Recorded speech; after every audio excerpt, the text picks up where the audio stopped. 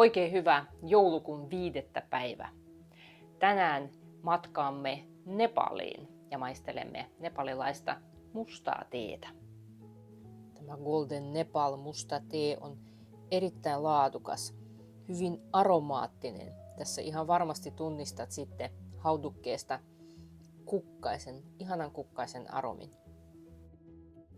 Lehtien seassa on paljon näitä kärkilehtiä, silmuja, lehdet ovat pieniä, hyvin työstettyjä. Haudutaan tätä teetä ihan 100-asteisella vedellä ja mä itse, kuten aikaisemmin olen joskus sanonut, että en pidä kovin vahvasta mustasta teestä, niin haudutaan tätä vain 2 minuuttia ohjeista poiketen.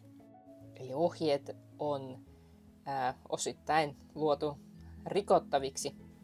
Voit siis säätää haudutusaikaa omien mieltymystesi mukaan. Eli jos kaipaat vähän vahvempaa mustaa teetä, niin hauduta pidempään. Tuoksuttele tätä hauduketta.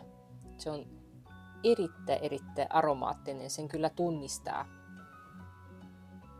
Tämä on hyvin tyypillistä sekä Darjeelingin teelle että myös nepalilaiselle teelle. Tätä mustaa teetä voi hauduttaa pari kertaa.